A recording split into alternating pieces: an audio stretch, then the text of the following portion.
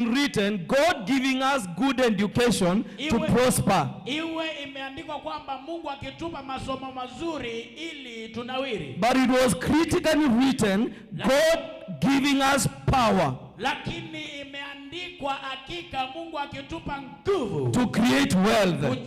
Kufanya utajiri. And I want to say that the secret is in power. Lakini nataka kusisitiza kwamba siri iko katika nguvu. Luke chapter number 4 verse 6. Luka 4:6. You will find Jesus being tempted in the wilderness by the devil. Unapata Yesu akijaribiwa na shetani katika jangwa. And there is something very critical that is said there. Na kuna jambo muhimu pale ambalo alinena. The Bible is saying that, and the devil said to him, all this authority I will give you, and their glory, for this has been delivered to me, and I will give it to whoever I wish. Luka 4:6 Biblia yasema hivi. Ibilisi akamwambia, nitakupa wewe enzi hii yote na fahari yake, kwa kuwa imo mikononi mwangu, nami umpa yeyote kama nipendavyo. Hallelujah. Hallelujah. Now, let me also read Matthew chapter 28 verse 18. Nisome pia Mathayo 28:18. So that I just combine the two of them. Ili nijumulishe pamoja. Matthew 28:18. The Bible is saying, and Jesus came and spoke to them, saying, all authority has been given to me in heaven and on earth. Biblia yasema Mathayo 28:18, Yesu akaja kwao akasema, nao akawaambia, nimewapa mamlaka yote mbinguni na duniani. Praise the Lord. Bwana Yesu asifiwe. The secret is in authority. Siri iko katika mamlaka. The secret is in acquiring and receiving power. Siri iko katika kunyakua. And I want to thank God because of those two verses. Na nataka kushukuru Mungu kwa sababu ya hayo maandiko mawili. In the first one we are seeing that the devil is claiming authority. Ya kwanza tunaona kwamba shetani anajaribu kuchukua mamlaka. But in the second one, Jesus is saying something very profound. Lakini ya pili Yesu ananena kitu ambacho ni muhimu sana. This was after the death and resurrection of our Christ. Hii ilikuwa baada ya kufa na kufufuka kwa Kristo. And when he appeared to the disciples, he is telling something very critical. Na wakati alitokea mitume anawaambia kitu ambacho ni muhimu sana. Because at the cross something happened. Maana katika msalaba jambo kuu lilitendeka. He conquered everything. Alishinda kila and restored authority back to men. Na karejeshea mwanadamu the authority that we lost at the garden of Eden. Mamlaka ambayo tulipoteza katika shamba he took it back and restored it to men. Anamrejeshea mwanadamu. Praise the Lord. Bwana Yesu asifiwe. And now this morning I want us to discuss, to have something around positioning ourselves for sudden breakthrough. Lakini asubuhi ya leo nataka tuzungumzie hii mada, kujiweka tayari kupokea upenyo fulani. Praise the Lord. Bwana Yesu asifiwe. That is our theme this month. The theme this month is around sudden breakthrough. Mada ya mwezi huu wetu ni kupokea upenyo. And actually when we were here on Friday for our Kesha, our Reverend assured us that we will surely receive sudden breakthrough. Na katika Friday tulizungumzia kasisi wetu alituhakikishia kwamba tutapokea huu mwezi upenyo wa kipekee. We surely need breakthrough in many areas. Na hakika tunahitaji upenyo katika sehemu nyingi katika maisha yetu. But now it can be a lot of disaster. Na inaweza kuwa hatari sana. That after this second quarter of the year, na baada hii robo ya mwaka, when we are talking of sudden breakthrough, wakati nazungumzia juu ya upenyo fulani, it will be disaster if some of us miss on that. Itakuwa hatari sana wengine wetu wakose huo upenyo. So it is very important for us to position ourselves. Kwa hivyo ni muhimu sana kwetu kujiweka tayari, so that we may partake on this sudden breakthrough. Ili tupokee upenyo. The Lord has assured to give us breakthrough. Bwana ametuhakikishia kupokea upenyo. And it is very important for all of us to position ourselves Na ni muhimu sana kwa kila mmoja wetu kujiweka tayari, so that we may receive this breakthrough. ili tupokee upenyo. What is breakthrough? Upenyo ni nini? Praise the Lord. Bwana Yesu asifiwe. What is breakthrough? Upenyo ni nini? And breakthrough is a sudden important discovery that solves a problem. Upenyo ni ufumbuzi fulani ambao unasuluhisha tatizo fulani. When we say I have received a breakthrough, Wakati nasema nimepokea upenyo, it is simply meaning I've received a solution to a problem. inamaanisha kwamba nimepokea msaada wa kusuluhisha Praise the tatizo Lord. fulani. Amen.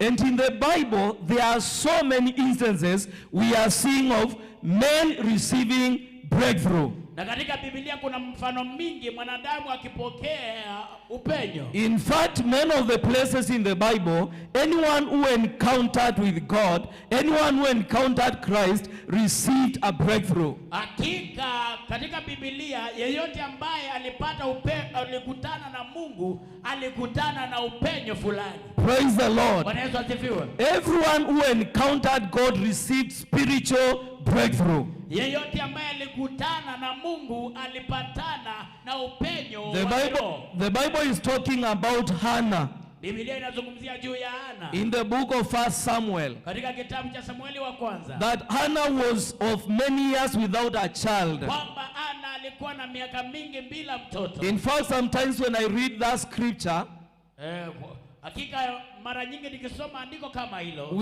we can read 1 Samuel chapter 1 verse 5. Samueli wa kwanza 1:5.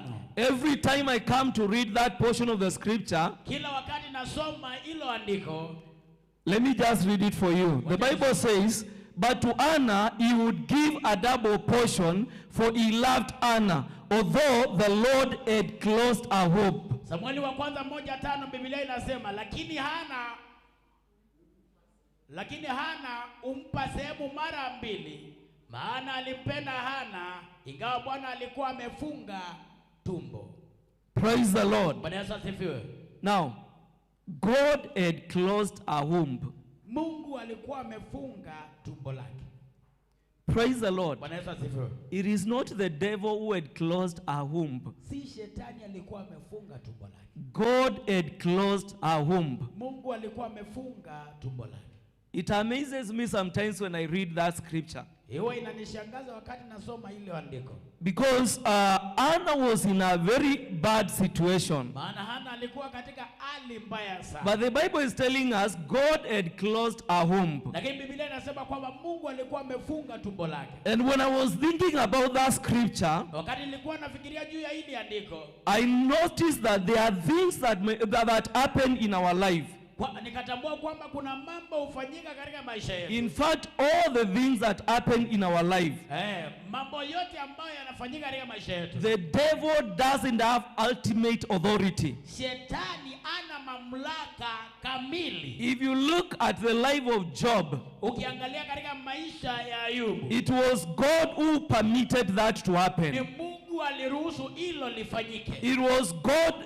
The devil did not catch Job or God by surprise. Shetani hakukamata Ayubu By surprise. kwa mshangao. God had permitted it to happen. Mungu alikuwa ameruhusu lifanyike. And can I surprise you this morning? Nikushangaza asubuhi ya leo. The things that are happening in your life, Mambo ambayo yanafanyika katika maisha yako, and you are looking at them as they are very unpleasant, na unayaangalia unaona kwamba hayafai. they are not getting God by surprise. Hayapati Mungu kwa In mshangao. fact, God has allowed them to be there. Yanaweza kuwa ni Mungu ameruhusu. But I want to thank God for something here. Lakini nataka kushukuru Mungu kwa jambo. He has not allowed them so that those things can destroy you. Aruhusu hayo mambo ya kumalize. He has allowed them so that he may glorify himself through those things. Ameyaruhusu ili akutukuze katika hayo. When God closed the womb of Anna, Wakati Mungu alifunga tumbo la Ana, and a time came and she was blessed with Samuel, na wakati ukafika akabarikiwa she na Samuel, glorified God. alitukuza Mungu. And everyone who saw someone who was barren Na kila mmoja ambaye alimuona akiwa tasa, and now has received a child, sasa amepokea mtoto, glorified God together with her. alitukuza Mungu pamoja naye. Praise the living God. Bwana Yesu asifiwe. So it is very important for us to understand, Kwa hivyo ni muhimu sana kwetu kuelewa, as we trust God for breakthrough, tunapotumainia Mungu kwa He uponyaji, has all the authority over everything happening in our life. anao mamlaka yote ya Bwana Yesu asifiwe sana. yetu.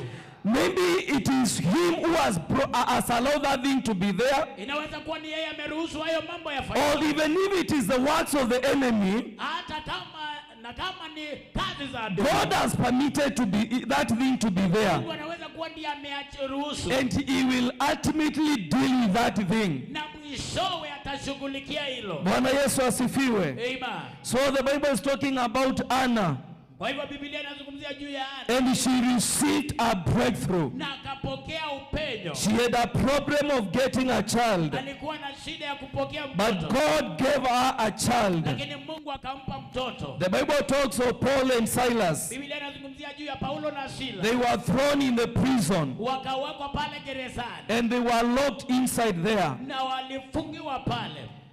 Now, I don't know how many people have ever been thrown to prison here. Sijui ni watu wangapi hapa waliwahi rushwa, Who has ever been thrown to prison? ambao walifungwa Okay, kidogo. maybe don't lift your hand. Usinue mkono. But I have once been thrown to, okay, it was not prison, it was the cell. Okay, where you are thrown waiting for the magistrate judge is called cell. Lakini mhubiri aliwahi rushwa hapo kwa cell. Praise the Lord. Amen. Don't look at me as if I'm a criminal. Usiniangalie ni kama mimi ni Any offense can throw you to the prison. Kenya unaweza rushwa. And I pray for you that you don't ever be thrown there. Na ninakuombea usiwahi wekwa pale. One of the days when this road, Eastern Bypass, was being done, Wakati mmoja, wakati barabara Eastern Bypass ilikuwa inatengenezwa, I did not know that Uhuru had come and launched the road. sikujua kwamba Uhuru alikuwa amekuja na Akalaunch. hiyo barabara. So somewhere at Astro we used to do a wrong turn. Kwa hivyo hapo Astro kuna mahali tulikuwa tunapenyia ambayo hairuhusiwi. So I did that same thing. Kwa hivyo akafanya kama jana. And the traffic police took me. Na polisi wa barabara akamkamata. Now that day my mistake was I listened to a very wrong person. Hiyo siku makosa yangu ni kwamba nilisikiza mtu ambaye hakuwa sawa. The police was willing to forgive me. Polisi alikuwa tayari kunisamehe. But we were actually arrested, a number of us. Lakini tulikuwa tumekamatwa wengi. So one of us told us, when we get to the court, we'll only pay 1,000 shillings and we'll be released. Mmoja wetu wa wale ambao tulikuwa tumekamatwa pamoja akatuambia kwamba tukiwekwa pale, tukifika kwa koti tutaambiwa tutoe 1,000 na tuende. So we were taken to Makandara Law Courts. Kwa hivyo tukapelekwa pale Makandara. From 6, the judge came at 10 a.m. Kutoka saa 12 asubuhi jaji akakuja saa 4. And now when we were taken to the actually before that I spoke to some friends and they told me, Cyrus, when you go there just admit. Na kabla tuende pale nilikuwa nimezungumza na marafiki wakaniambia kwamba Cyrus, ukifika pale kubali tu. When I admitted, I was fined 15,000 shillings. Wakati nilikubali nikaambiwa nitoe 15,000. So because we were 10 of us, I looked at the friend who told us 1,000 and I'm like, tulikuwa watu 10, nikaangalia rafiki yule ambaye alituambia kwamba tukifika pale tutatozwa 1,000 tu. And now I'm just trying to tell you that whatever situation Paul and Silas was, we just think of it, but it's a very bad situation. Wakati tunazungumzia hii Paulo na Sila wakiwa korokoroni, hii hali haikuwa hali nzuri. When you're in prison, you don't have freedom at all. Wakati uko pale korokoroni, hauna uhuru wowote. Because even that day, I had the 15,000 in my M-Pesa, but I could not pay for myself. Lakini hata hiyo siku nilikuwa na hiyo 15,000 ilikuwa inahitajika, lakini singejilipia. I had to call someone to come because that time I'm a prisoner. Lazima ningepigia mtu akuje kwa sababu mimi nilikuwa mfungwa. So the Bible talks of Paul and Silas in prison and they prayed and God heard them. Biblia inazungumzia juu ya Paulo na Sila wakiwa korokoroni na wakaomba na Mungu akawasikia. And in verse 25 and 26 of Acts 16 we find that solution. Na katika mstari wa 25 26 katika hiyo Matendo ya Mitume 16 napata hiyo solution. In the book of Matthew chapter 8:23 to 26 we also see the disciples in a calamity of a storm. Katika kitabu cha Mathayo mstari wa kifungu cha 6 tunaona pia the disciples were in a calamity of storm. Mitume walikuwa katika hali mbaya pia. And they called on Jesus and Jesus calmed the storm. Na tunaona kwamba wakiita Yesu na Yesu anatuliza dhoruba. I want to give us 3 points about positioning ourselves for sudden breakthrough. Niwapatie pointi 3 jinsi ya kujiweka upate upenyo wako. Praise the Lord. Bwana Yesu asifiwe. And I want us to read in the book of Mark chapter 5 25 to 34. Na nataka tusome katika Marko 5:25. Kwa sababu wakati tusomewe tu kwa Kiswahili. Mark 5:25 to 34. Wacha tusome katika Marko mtakatifu kifungu cha 5:25. Biblia inasema hivi: na mwanamke mmoja mwenye kutoka damu muda wa miaka 12 na kuteswa mengi kwa mikono ya matabibu wengi, amegharimiwa vitu vyote alivyo navyo, kusimfae hata kidogo, bali hali yake ilizidi kuwa mbaya. Aliposikia habari za Yesu, alipita katika mkutano kwa nyuma, akaliguza vazi lake. Maana alisema, nikiyaguza mavazi yake tu nitapona. Mara chemichemi ya damu yake ikakauka, naye akafahamu mwilini mwake kwamba amepona msiba ule. Mara Yesu akifahamu nafsini mwake kwamba nguvu zimemtoka, akageuka kati ya mkutano, akasema, ni nani aliyeniguza mavazi yangu? Wanafunzi wake wakamwambia, je, wawaona makutano wanavyokusonga-songa, nawe wasema, ni nani aliyekuguza? Akatazama pande zote ili amwone yule aliyelitenda neno hilo. Na yule mwanamke akaingiwa na hofu na kutetemeka, akijua lililompata, akaja akamwangukia, akamweleza kweli yote. Akamwambia, binti, imani yako imekuponya, enenda zako kwa amani, uwe mzima, usiwe na msiba wako tena.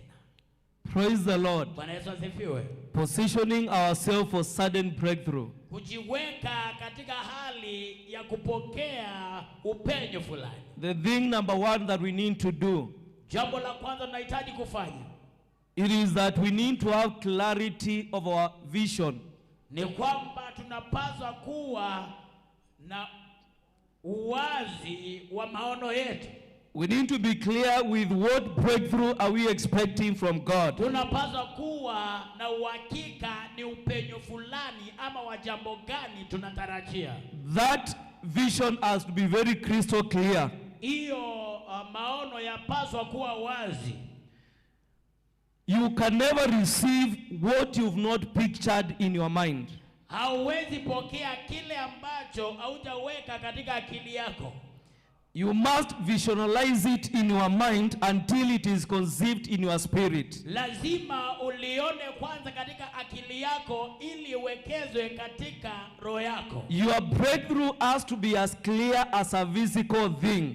Upenyo wako lazima uwe wazi kama jambo ambalo unaliona. You must be able to see your breakthrough with a spiritual eye. Lazima uwe unaweza kwanza kuona upenyo wako kwa macho ya kiroho. Before it manifests in the physical, kabla usijionyeshane kwa haya macho katika You ulimwengu. must conceive it in your spirit. Lazima uwe nalo katika roho yako. You must be able to picture it in your mind. Lazima uwe na picha yake katika akili yako. The conception by faith in spirit, Hiyo kupata katika roho kupitia kwa imani, it is what will manifest in the physical. ndilo litaonyeshana katika ulimwengu. So for us to not to miss on the sudden breakthrough, Kwa hivyo kama sisi tutapokea upendo, we must have a clarity of what we want from God. lazima tuwe wazi na kile tunahitaji, And we must be able to create it in our mind.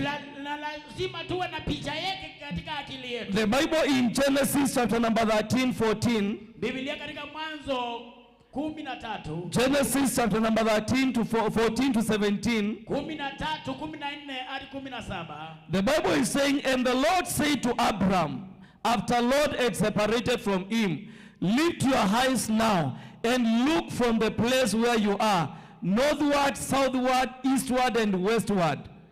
Verse 15, for all the land which you see, I will give to you and to your descendants. Katika Mwanzo 13:14 Biblia yasema hivi, Bwana akamwambia Abrahamu alipokwisha kutengana na Lutu, inua sasa macho yako ukatazame kutoka hapo ulipo upande wa kaskazini na wa kusini na wa mashariki na wa magharibi, maana nchi hiyo yote uionayo nitakupa wewe na uzao wako hata milele. Habakkuk 2:2-3. Habakuk, katika kitabu cha Habakuki Two, pili verse 2 and 3. Habakkuk 2:2. The Bible is saying, then the Lord answered me and said, write the vision and make it plain in tablets, that he may run who reads it.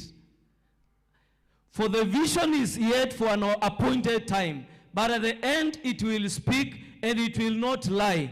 Though it tarries, wait for it, because it will surely come. It will not tarry. Habakuki fungu cha pili mstari wa pili, Biblia yasema hivi, Bwana akanijibu akasema, iandike njozi ukafanye iwe wazi sana katika vipao, ili aisomaye apate kuisoma kama maji. 3, maana njozi hii bado ni kwa wakati ulioamriwa, inafanya haraka ili kuufikilia mwisho wake, wala haitasema uongo. Ijapo kawia, ingoje, kwa kuwa haina budi kuja, haitakawia. Praise the Lord. Bwana Yesu asifiwe. Allow me to read the last scripture, then I will expound on this point. Niruhusu nisome andiko la mwisho alafu nielezee hii pointi. Isaiah 45:3. Isaia 45:3.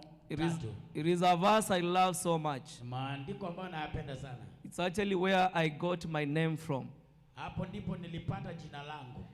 My name I was not given. The name Cyrus, I got it for myself. Ili jina Cyrus sikupewa, and I got it from this portion of the scripture. Nilipata katika hili andiko. When I was born, they called me Masinde.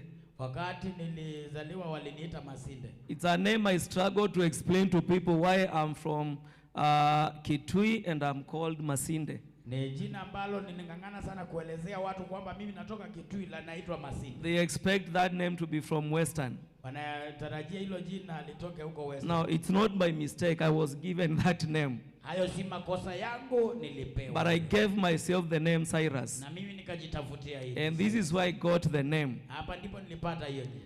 Verse 3 is saying, I will give you the treasures of darkness and hidden riches of secret places, that you may know that I, the Lord, who call you by your name, I am the God of Israel. Isaia 45:3 Biblia yasema, nami nitakupa hazina za gizani na mali zilizofichwa za mahali pasiri, upate kujua ya kuwa mimi ni Bwana, nikuitaye kwa jina lako, na Mungu wa Israeli. Praise the name of the Lord. Bwana Yesu asifiwe. Let me start from this scripture going back to the other scriptures. Wacha nianze katika hii maandiko nikirudi nyuma na ile ingine tumesoma. Now, Sasa the problem is not availability of treasures. Shida si kupatikana ama uwezekano wa kupatikana kwa hizi hazina. The treasures are there. Hazina zipo. Great businesses are there. Biashara kubwa zipo. Good jobs are there. Kazi nzuri zipo. Healing is there. Uponyaji upo. Breakthrough is there. Upenyo upo. The availability of treasures is not a problem. Kupatikana kwa hizi hazina si shida. But now here there is something that is very critical for us to understand. Lakini hapa kuna jambo muhimu sana ambalo napaswa kulielewa. These treasures are hidden. Hizi hazina zimefichwa. Hallelujah. Amen. I don't know if you got me well. Sijui kama umenipata vizuri. The treasures are there. Hizi hazina zipo. But these treasures are hidden. Lakini hizi hazina zimefichwa. Last year in December I was involved in a bad accident. Mwaka jana Disemba nikahusika katika ajali. I think I told you and Rev mentioned about it. Naamini kwamba niliwaambia na pia kasisi akazungumzia. And it was somewhere in Tanzania. Na ilikuwa huko Tanzania. I think the village is called Nyakayondwa. Na hiyo kijiji inaitwa Nyakayolo. Somewhere near Sengerema. Karibu na Sengerema. And I made a very good friend. The person who came to rescue me from the accident was someone that I did not know, but we became friends. Yule ambaye alikuja wa kwanza kuniokoa katika hiyo ajali, tukawa marafiki kutoka hiyo siku. And last month as we were talking, I asked him, by the way, what do you do? Na zaidi wakati tulikuwa tunaongea nikamuuliza, basi wewe unafanya kazi gani? Because he has been asking money from me time and time again. Maana amekuwa akiniomba pesa muda kuenda. So I wanted to know, what does this man do? Kwa hivyo nikaanza nilikuwa nataka kujua huyu huwa anafanya kazi gani. Then he tells me he does they do mining of gold. Na akaniambia kwamba huwa wanachimba dhahabu. The most precious, actually everything in the world is measured against the value of gold. Wanachimba kitu ambacho ni dhamana sana, maana kila kitu katika ulimwengu huwa kinapimwa kulingana na dhamana ya dhahabu. But he doesn't have money.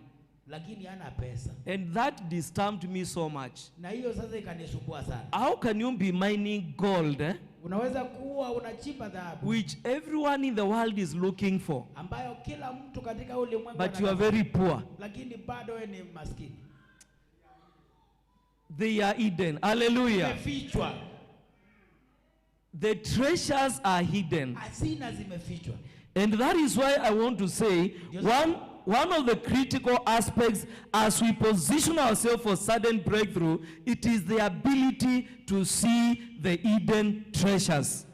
Hallelujah. Kitu muhimu ambacho nataka tuangalie wakati tunajiweka katika hali ya kupokea upenyo ni kuona hazina ambazo zimefichwa. We must ask the Lord to give us a seeing eye.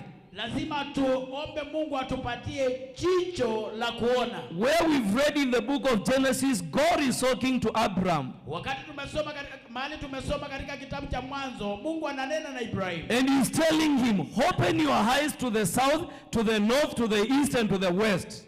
Na anaambia Mungu, fungua macho yako uone kaskazini, kusini, mashariki na magharibi. And whatever you are able to see, na chochote ambacho una uwezo wa kuona, the extent you are able to see, zaidi ya vile unaweza ona, that I will give to you and your descendants. Hicho nitakupa na uzao wako. Now, one of the things that I've realized, basi moja wapo ya vitu ambavyo nimetambua, what the enemy fights much is our ability to see. Kile ambacho adui upinga sana ni uwezo wetu wa kuona.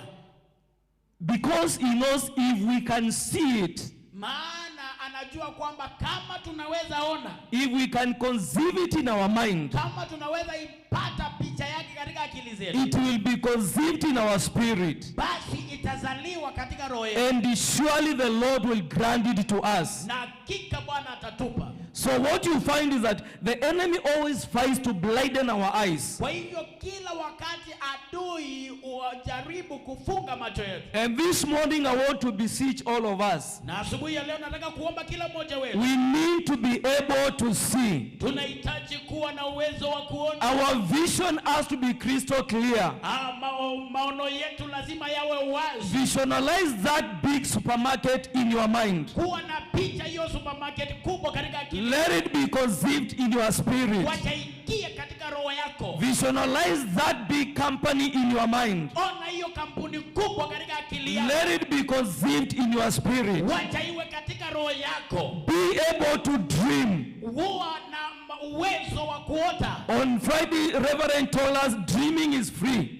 Friday kasisi akasema kuota ni. We need to start dreaming big dreams. Lazima tuanze kuota ndoto kubwa. Because it is until we conceive it in our mind. Maana ni wakati tu tutakuwa nayo katika akili yetu. One of the books that I read when I was in high school was Think Big.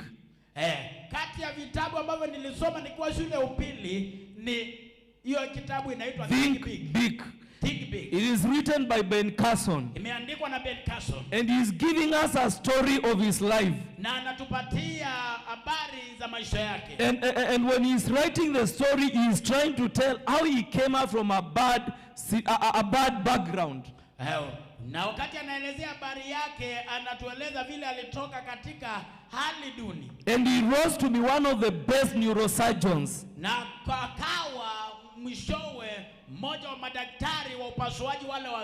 One of the things he's emphasizing in that book, kile mmoja wapo ya vitu ambavyo anasisitiza katika hicho kitabu, it is the ability to see it. Ni uwezo wa kuona. Even if you are in a situation that does not look like it, hata kama uko katika hali ambayo haifanani na mahali, be able to see it in your mind. Kuwa una uwezo wa kuona katika akili yako. Even if you are very sick and you can feel the pain, hata kama wewe ni mgonjwa na unaweza hisi, be able to conceive and visualize your healing. Kuwa na uwezo wa kuona uponyaji katika even if in the morning you did not take breakfast, hata kama asubuhi au kula chakula cha asubuhi, and not because you are fasting, na si ati kwa sababu umefunga, simply because you did not have money for it, ni kwa sababu tu haukuwa na pesa, that situation should not clock your mind. Hiyo hali haipaswi kufunga akili You yako. should now see beyond that situation. Unapaswa kuona zaidi ya hiyo hali. Our ability to see will give us sudden breakthrough. Uwezekano wetu wa kuona utatupatia upenyo. If we are able to conceive it in our mind, kama tunaweza ipata katika, and if we are able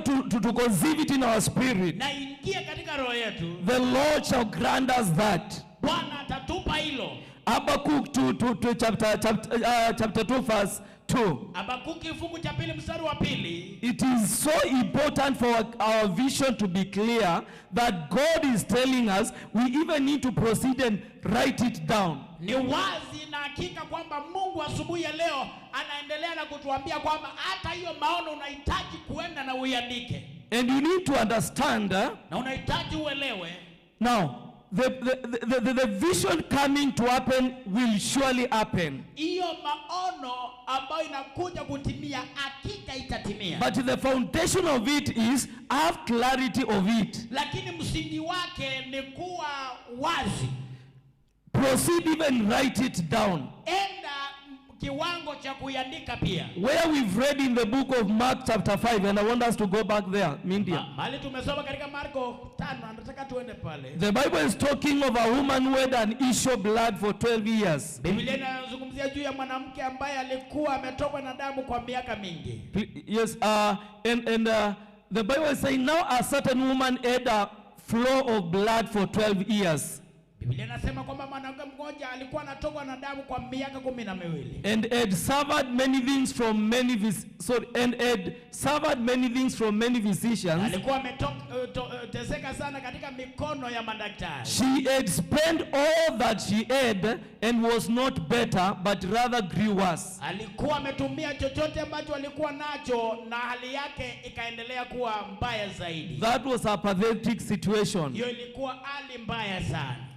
But I want to thank God for verse 27 and 28. Nishukuru Bwana kwa sababu ya maandiko 27 28. When she heard about Jesus, Wakati alisikia habari za Yesu, she came behind him in the crowd and he touched his garment. akatoka nyuma ya mkutano na akagusa vazi lake. Verse 28 is very critical. 28 ni muhimu sana. Why did she proceed to touch the garment of Jesus? Kwa nini alikaribia na kuguza vazi la It Yesu? is because she had conceived something in her mind. Ni kwa sababu alikuwa amepata kitu katika, And she was persuaded in her spirit. na akashawishika katika roho yake. And what persuasion was it? Na ni nini kilikuwa kimemshawishi? The Bible is saying, for she said, if only I may touch his clothes, I shall be made well. Maana Biblia inasema, maana alisema nikiliguza vazi lake tu nitapona. Bwana Yesu asifiwe. Amen. Can I surprise you? Nikushangaze.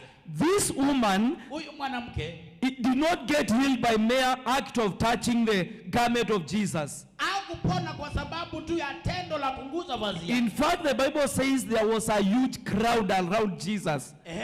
Biblia inasema kwamba kulikuwa na makutano makuu yalikuwa yanamzunguka Yesu. So I am almost convinced in that crowd there were other sick people. Na pia naona kwamba hata katika hilo makutano kuna uwezekano kuwa kulikuwa na watu wengine ambao walikuwa wagonjwa. And because they were around Jesus, they were also touching the garment. Na kwa sababu walikuwa wamemzunguka Yesu, pia wanaweza kuwa walikuwa wanamguza. So the mere act of touching the garment is not what healed this woman. Kwa hivyo tendo pekee tu la kumguza Yesu si ati ndilo lilimponya. This is what healed this woman. Hili ndilo lilimponya huyu mwanamke. She had conceived in her mind. Alikuwa ameweka katika And she was very convinced, na alikuwa ameshawishika, if I touch the garment of Jesus, nikiliguza vazi la Yesu I will be healed. nitapona. And for sure you can confirm that, because Jesus is telling her that your faith has healed you. Na hakika unaweza ona hilo, maana Yesu Praise the name of the living God. Hallelujah. Hallelujah. It is very important for us to have this in our spirit. Ni muhimu sana tuwe na hili katika roho yetu. We need to conquer defeated mentality. Tunapaswa kushinda akili za kushindwa. The second point I will be talking on, number 2, is to consider ourselves worthy. Pointi ya pili ambayo nataka nimzungumzie ni kwamba kujiona kwamba tunafaa. Consider ourselves worthy. Kujiona kwamba tunaweza. Because one of the things that make people not to receive their breakthrough, na mojawapo ya vitu ambavyo vinazuia watu wasipokee uponye wao, it is that they think these good things are reserved for some other people. Ni kwamba wanafikiria hiki kiwango kizuri ni cha watu And fulani, not for themselves. si ati ni chao. Someone in their mind thinking that a good car is a reserve for some few people, Mtu anafikiria katika akili yake kwamba gari nzuri ni ya watu but fulani, not for themselves. lakini si kwao. Now, a very critical statement that I like, quote, I love. Pointi ambayo huwa naipenda sana. Praise the living God. Bwana Yesu asifiwe. It says that the rich don't have money, but they are rich. Ni kwamba matajiri hawana pesa lakini ni matajiri. You are not rich because you have money. Si ati wewe ni tajiri kwa sababu una pesa. You are rich because you are rich. Wewe ni tajiri kwa sababu utajiri. So this is about mindset. Kwa hivyo hii ni mambo na akili. And there's a famous statement that we love saying, the way a man thinketh, so he is. Na kuna msemo ambao unapendwa kusema kwamba vile mwanadamu ufikiria yeye ndivyo alivyo. Is it a scripture in the Bible? Oh yeah. Oh. As a man thinketh, so he is. Mwanadamu afikiriavyo ndivyo alivyo. Now, we need to start making use of this tool called the mind. Lazima sasa tuanze kutumia hii silama chombo ambacho kinaitwa akili. The biggest disaster we are even having now, hata shida kuu ambayo tuko nayo sasa, is that people have even filled their mind with a lot of negativity. Ni kwamba watu wamejaza akili zao And na kinyume mwingi. And the enemy has amplified that. Na adui ameongeza hiyo. Someone has believed that from my village I was bewitched. Mtu anaamini kwamba kutoka kwa kijiji chetu mimi nilirogwa. And no matter how hard I work, I will never succeed. Na hata nifanye bidii aje siwezi endelea. As a man thinketh, afikiri hivyo, so he is. Hivyo alivyo. So that you will attain exactly that. Kwa hivyo utatimiza hilo. And you know the devil is very cunning. Na unajua shetani ni mjanja. He will pick that and amplify it. Ataiweka hiyo na ipanue zaidi. Reverend on Friday he told us that there are people who say that hii ugonjwa yangu itaniua. Kasisi akasema kwamba kuna watu huwa wanakiri na vinywa vyao kwamba hii mgongo yangu itakuja kuniua. He even said it in Kikamba and it came out very strong. Pia akaisema kwa Kikamba na ikatoka vizuri. And I want to say that it is very critical and important to change our mindset. Na nataka niseme ni muhimu sana kubadilisha hali ya kufikiria kwetu. Praise the name of the Lord. Bwana Yesu asifiwe. Now I have very few minutes remaining. Niko na dakika chache zimebaki. But I thank God because I'm around. If I don't finish, I can finish another day. Lakini nashukuru Bwana kwa sababu nikikosa maliza leo nitamaliza siku nyingine. Praise the Lord. Amen. That is how preachers ask for another opportunity. Hivyo ndivyo wahubiri wanaomba nafasi nyingine. I want in the next 2 minutes to conclude.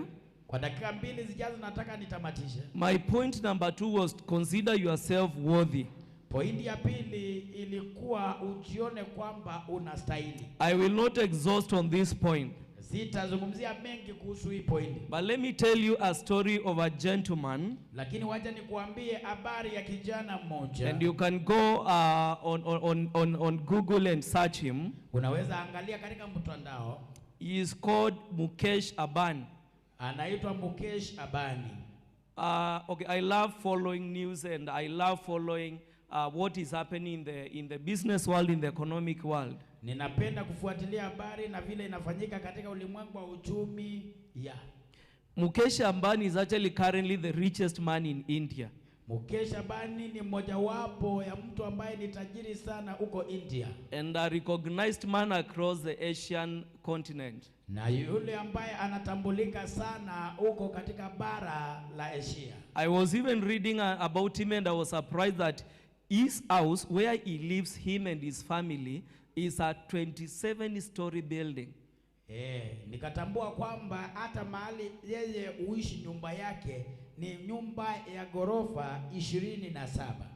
He is the CEO for Reliance Industries. Ndiye CEO wa hiyo kampuni. Imagine you living in your 1 bedroom. Fikiria wewe unaishi katika nyumba yako ya 1 bedroom. This gentleman is 27-story building. Yeye anaishi nyumba ya gorofa 27. Assuming each story has 10 rooms. Okay. Hebu fikiria kwamba hiyo gorofa moja iko na vyumba 10. It means 270 rooms. Inamaanisha hiyo nyumba yake iko na vyumba. So even if he sleeps on 1 room each day, you will only sleep on a room twice a year. Inamaanisha kwamba akiishi kila siku nyumba moja ataishi.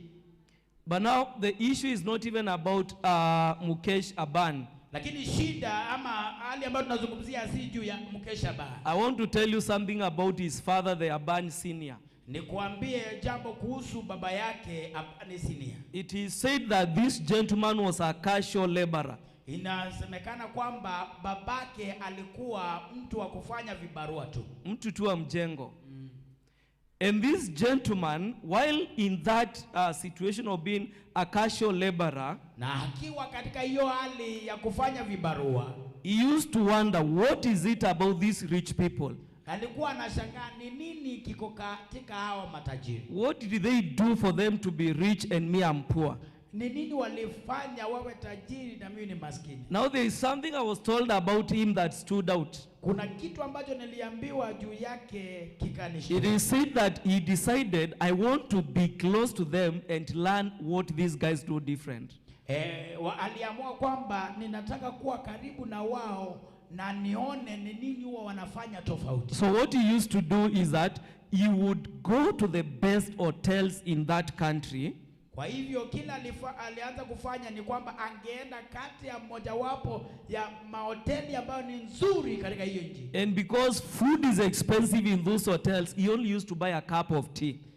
Na kwa sababu katika hizo hoteli chakula kina bei ghali, alikuwa ananunua tu chai, kikombe ya chai. I think I need to start doing like this man. Naona napaswa kuwa naanza kufanya kama huyo. Like ensure every day I walk to Kebiski, Sarova, the Stanley and the biggest hotels, just buy a cup of tea. And what he said was, he wanted to sit down and see how do these guys eat? Do they chew food like I do? Do they speak like I speak? How do they behave? Na kile alikuwa anataka kujua ni, je, hao watu huwa wanakula vile na kula, wanaongea vile wanaongea, ni nini wanafanya tofauti? He just wanted to see how rich people behave and how they look. Alikuwa anataka kuona watu matajiri huwa wanafanya nini na wanakaaje. Because there was something in his spirit of, I don't want this poverty, I want to be rich. Na kwa sababu kuna kitu kilikuwa kinamsumbua, sitaki kubaki maskini, nataka kuwa tajiri. And today we are talking of his generation. Na leo tunazungumzia juu ya uzao producing the richest man in Asia. Kitoa mtu ambaye ni tajiri zaidi bara la Asia. Mindset. Akili. Let's invite our rev to continue. Tukaribishe kasisi wetu. Let us appreciate Jesus. Tupigie Yesu makofi.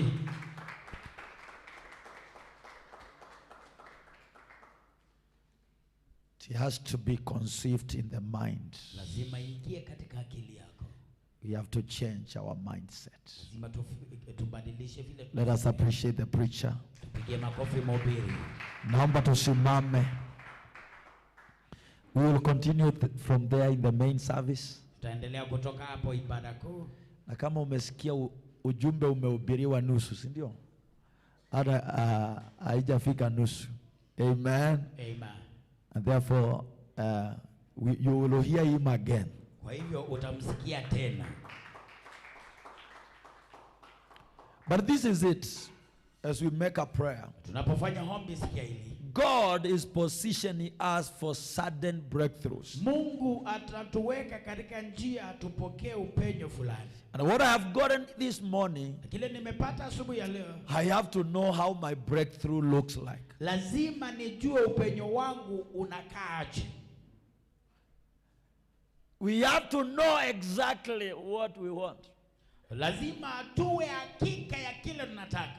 Yesterday I was in a meeting. Jana nilikuwa katika mkutano. One of the guys called me and we were talking. Na mmoja wapo wa wale ambao walikuwa pale wakaniita na tukaanza kuongea. He called another man, senior man in the county government of Makueni. Watu ambao wako wanafanya katika serikali ya Makueni. And I told him, kamwambia, when you get in the office of this man, you will be surprised. Ukiingia katika ofisi ya huyu mtu utashangaa. And I kept quiet. Na nikanyamaza. This man knows how he will be like in 10 years to come. Huyu mtu anajua vile atakuwa miaka 10 ijayo. And he has written it. Na ameiandika. So when I got in his office, kwa hivyo nilipoingia katika ofisi yake, because the man who was speaking was in my office, kwa sababu yule ambaye alikuwa anaelezea huyo mwingine ameshaikuwa katika hiyo ofisi. He said he took me through his vision for the next 5 years. Alinionyesha na akanieleza maono yake kwa miaka 10 ijayo. In 5 minutes. Kwa dakika 5. And then he said, na akasema, and next month, na mwezi ujao, I will visit you again. Nitakutembelea tena. And I will come well. Na nitakuja vizuri. I don't know how well it is. Sijui atakuja vizuri aje. Why? Kwa nini? Because there is a vision written somewhere. Kwa sababu kuna maono imeandikwa mahali. How many have gotten in my office? Wangapi wameingia katika ofisi yangu? Inside my office. Ndani ya ofisi yangu. Kama umewahi ingia. So when you are there you will see things. Kwa hivyo ukiwa pale utaona mambo. Vitu. I might not have taken time to explain. Ninaweza kuwa siku What I'm just saying is that clarity is important. Kwa hivyo kile nasema ni kwamba kuwa na uwazi ni muhimu. Do you hear what I'm saying? Nasikia kile anasema. If you have to get a breakthrough, you don't need to be surprised by the breakthrough. Kama utapata upenyo, au utashangazwa na huo upenyo. Let it be conceived in your heart. Wacha iwe tayari iko katika moyo wako. Kuwa na mapicha na maimages ya kile unataka kukua. Bwana Yesu asifiwe. Amen. Kuwa na maimages kwa akili. Mpaka hata wewe usishangae ukikuwa hapo. Yaani fika hapo kimawazo. Na uanze fika hapo kimawazo. Bwana Yesu asifiwe. Amen. Na hilo litakuondolea vitu zingine. Litakuondolea kuchanganyikiwa katikati. Usiletewe counterfeit na uanze kuona kama umepata breakthrough. Bwana Yesu apewe sifa. Amen. Hallelujah. Hallelujah. Paul says, I can do all things through Christ who strengthens me. Paulo anasema nayoweza yote ndani ya Kristo. I want you to make a prayer. Nataka tufanye ombi. Father, in the next 6 months, Baba, kwa miezi 6 ijayo, give me a breakthrough. nipe upenyo. I pray for sudden breakthroughs. Naomba upenyo wa ghafla. Father, bless me. Baba, nibariki. Open doors for me. Nifungulie milango. Give me solutions. Nipe masuluhisho. Open your mouth and make a prayer. Kwa kinywa chako na ufanye ombi. Alabayanda lababozaya. Sakalamakota labozeka. Father, I pray for sudden breakthroughs Baba, naomba upenyo wa in my life, katika maisha yangu, in this ministry, katika hii huduma, in the lives of members of this church. katika maisha ya washirika wa What could it take long time? kile ambacho kingechukua muda. Father, I pray that it happens suddenly. Baba, naomba ifanyike kwa haraka.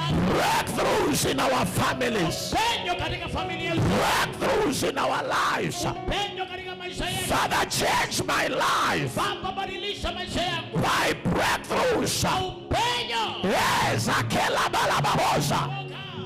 God, you are able. Bwana unaweza. Yes, you are able. Bwana unaweza. You opened the prison Ukafungua gereza suddenly, kwa ghafla.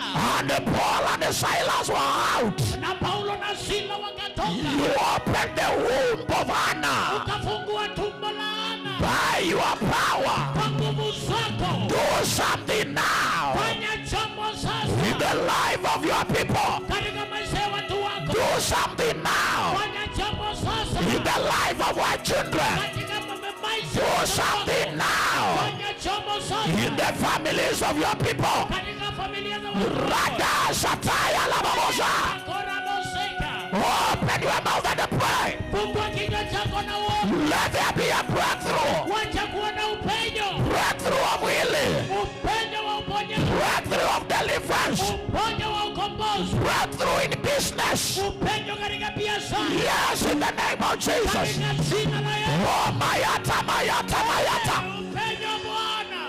Open your mouth and pray. Fungua kinywa chako na uombe. In the next 6 months, Katika miezi 6 ijayo. let there be a change in this ministry. Wacha kuwa na mabadiliko katika hii huduma. In the next 6 months, Kwa miezi 6 ijayo. Father, let there be transformation. Bwana, wacha kuwa na mabadiliko. Oh, Mayata, Mayata, Mayata.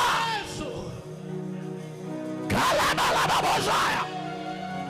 Businesses to change. Biashara zibadilike. New ideas to be born. Mawazo mapya ya Release a CI. jicho la kuona. Release a CIs. Achilia jicho la kuona. Open the eyes of your people. Macho yafunguke ya watu wako. Open the eyes of your people. Fungua macho ya watu wako. Open the eyes of your people. Fungua macho ya watu wako. That they may see. Ili waone. That they may conceive. Ili waitu. In their hearts. In their hearts. Katika mioyo yao. Alabayanda lababoza.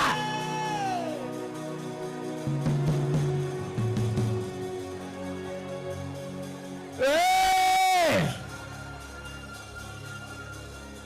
Let the young men see. Wacha vijana waone. Let every man see. Wacha kila mtu aone. Yes, like Abraham. Kama vile Ibrahimu aliona. For whatever we see, Maana chochote tunaona, we can achieve tunaweza kifikia. whatever we see. Chochote tunaona, It can be actualized. kinaweza timilika. Open the eyes of people now. Fungua macho ya watu wako. Open the eyes of people now. Fungua macho ya watu wako. And see eye. Jicho la kuona. Open them over the prayer. Fungua macho yako na uone.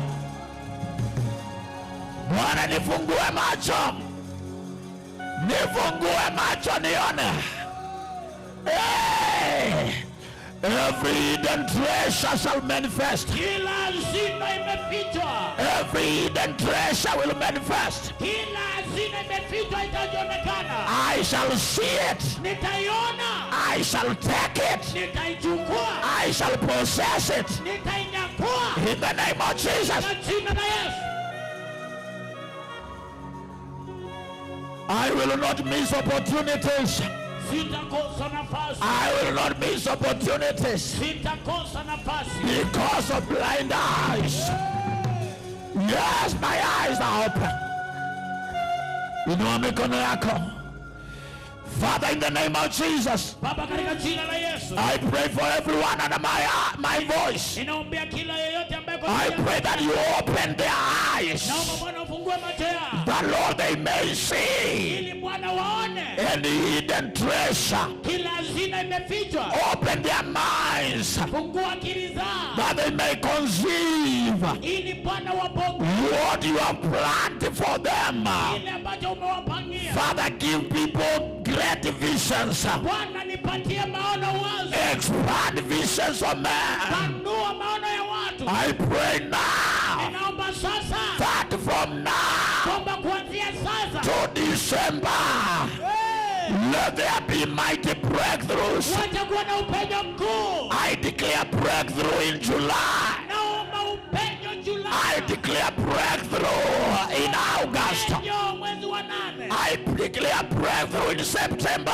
Upenyo mwezi wa 9. I declare breakthrough in October. Upenyo mwezi wa 10. November, great breakthroughs. Wacha kuwa na upenyo mwezi December, great breakthroughs. upenyo Disemba. You are Perazim, You are the the Lord of breakthrough. Bwana wa upenyo. The Lord of breakthrough. Bwana wa upenyo. Cause breakthroughs now. Fanya upenyo sasa. Thank you, Lord. Asante Bwana.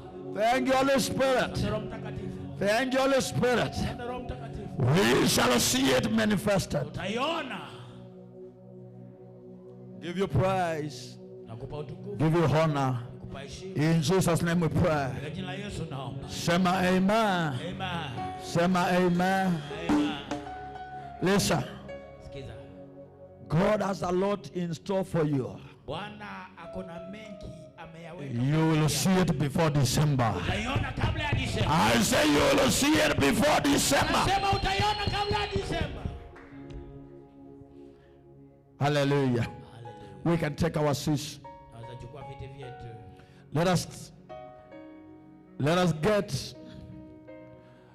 Let us get into our pockets Tuingie katika mifuko yetu. to give our morning sacrifice. Toa sadaka yetu ya asubuhi. Ushers, be in your position. Mashemanzi, kuweni katika sehemu yenu. Be ready to give, Kuweni tayari kutoa. because we are giving unto the Lord. Maana tunamtolea Bwana. I got a revelation on Friday Nikapata ufunuo Friday. as I was praying. Nilipokuwa naomba. Jesus gave one son. Yesu akatoa. God gave one son, Mungu akatoa mwana mmoja. and he has a lot of sons. Na ako na wana wengi. Me be one of them. Mimi nikiwa mmoja wao. Amen. Amen. He gave only one, Akatoa mwana mmoja. and he has a lot of sons. Na ako na wana wengi. You be one of them. Wewe ukiwa mmoja wao. God gave only one, Mungu akatoa mwana mmoja. and he got many sons. Akapata wana wengi. You be one of them. Wewe ukiwa mmoja wao. When we give, Tukitoa there is multiplication. kuna kuzidisha. When we give, Tukitoa there is increase. kuna kuongezeka. And therefore give with faith.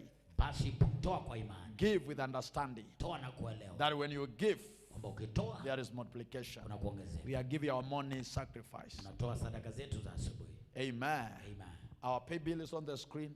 Biblia yetu iko pale kwa screen. If you have it cash, Kama uko na pesa taslimu, you will have it on your hand. I will make a prayer. utakuwa nayo katika mkono wako, nitafanya ombi. Now, Sasa if you are giving by M-Pesa, lift your hand. You get a paper. You get a bahasha in the name of Jesus. kama unatoa na pesa, inua mkono wako upate bahasha na kijikaratasi.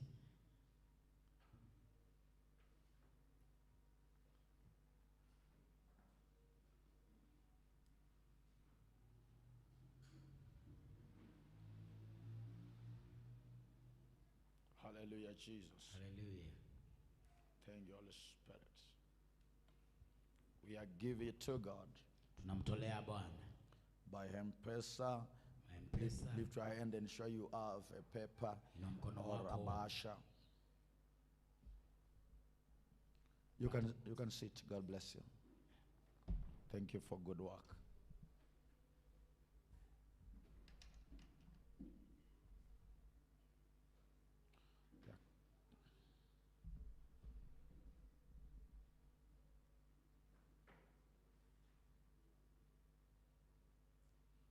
Maya talababozia.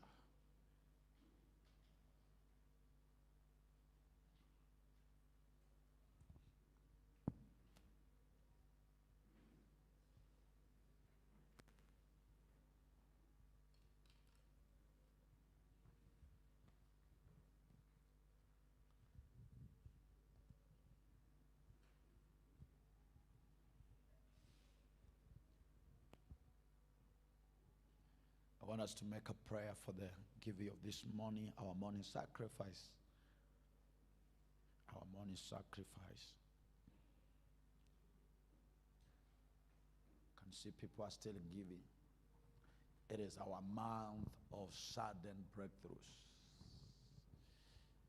Sudden breakthroughs. Expect a miracle, a breakthrough in the name of Jesus, because God has said it.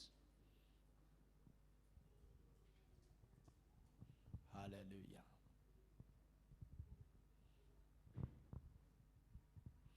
Let us make a prayer for our giving this morning. Father, we give you praise and we give you honor. Thank you because of your goodness. We have a revelation you gave one son, and you have very many sons in the world. And that when we give, there is multiplication. As we give this money, let there be multiplication and increase in every believer, in every family, in every business. Cause breakthroughs to happen. Let there be no delay. In Jesus' name we pray. Amen. Let us come and give by faith.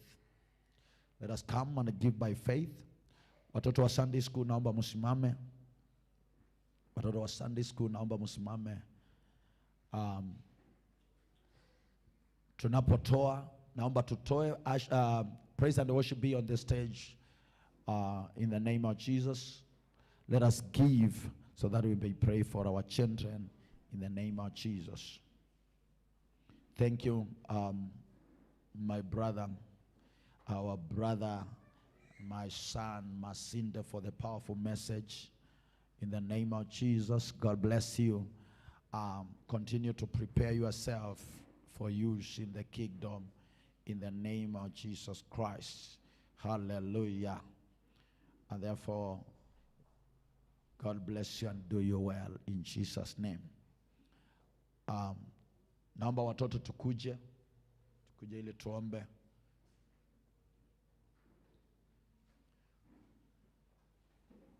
Our plan will be exactly 10:30.